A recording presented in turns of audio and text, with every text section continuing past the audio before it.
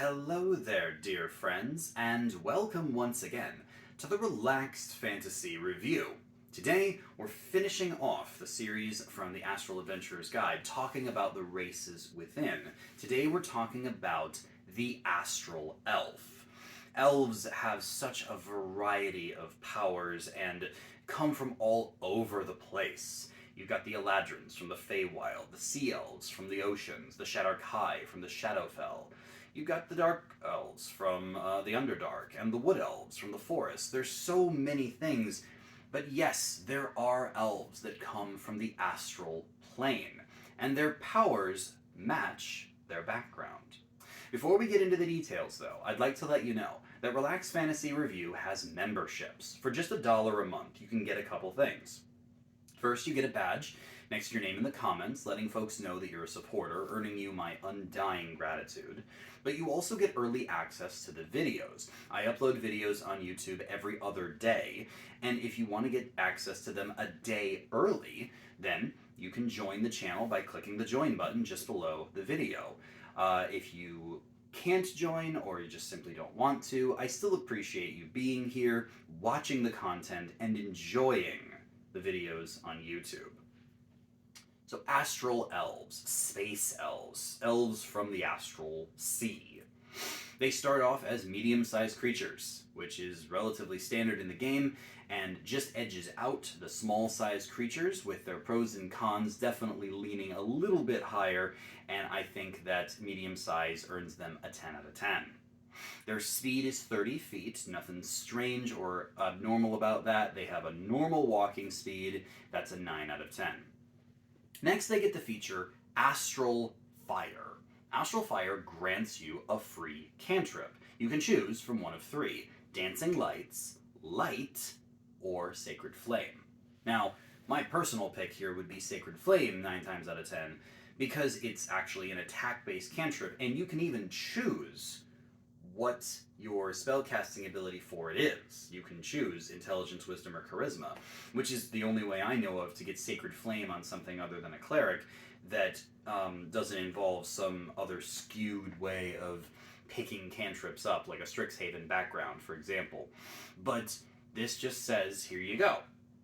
But you may not be interested in Sacred Flame. You might not want to, have a ranged attack, ranged cantrip that does radiant damage. Maybe you're already proficient at ranged attacks. Maybe you're an archer. Or perhaps you already have Sacred Flame. In that case, grabbing Light or Dancing Lights isn't terrible. They're not my favorite spells, but they certainly have their uses occasionally. All in all, I give Astral Fire, the feature, an 8 out of 10. It's not bad, and you're gonna have one cantrip here that's gonna be handy for you, depending on who you are. I recommend Sacred Flame most of the time, but if that's not for you, grab one of the other two. Next, you have Dark Vision, as all elves do. That's a 10 out of 10 power that most creatures wish they had if they don't have it. And you have Fey Ancestry, which grants you advantage against the Charmed Condition. Charmed Condition comes up sometimes in-game and can be quite debilitating, so 8 out of 10 for the Fey Ancestry. And you get the Keen Senses power, which gives you automatic proficiency in the Perception skill, arguably the most important skill in the game. I say 10 out of 10 for your Elven Keen Senses.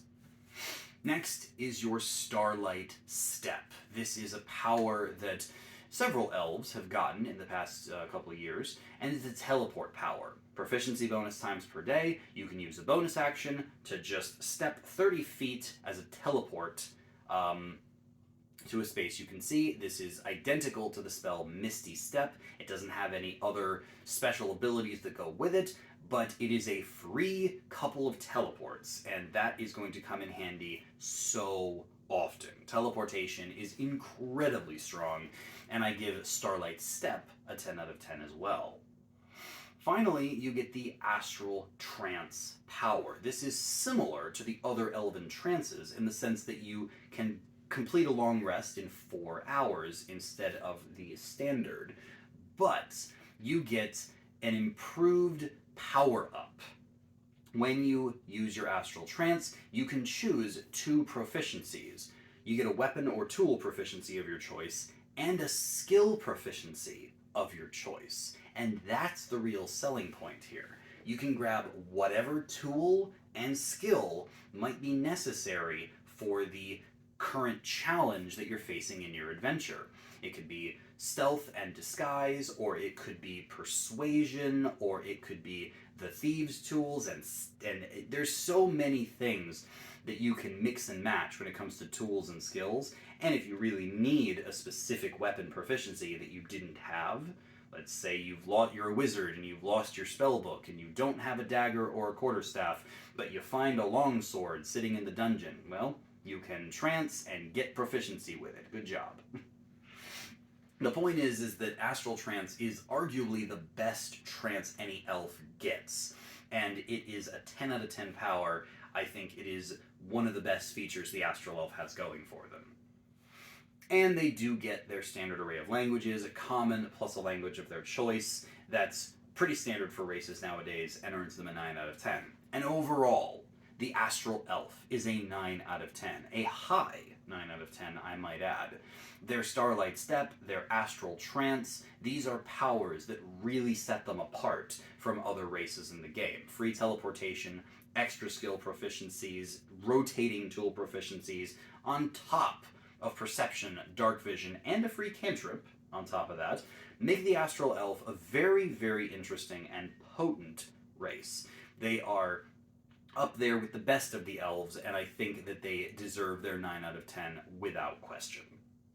This has been the Relaxed Fantasy Review. If you enjoyed the video, please like and subscribe down below. Have a look for the join button down there, and keep your eyes peeled for more race reviews coming down the line soon. Have a good one, my friends.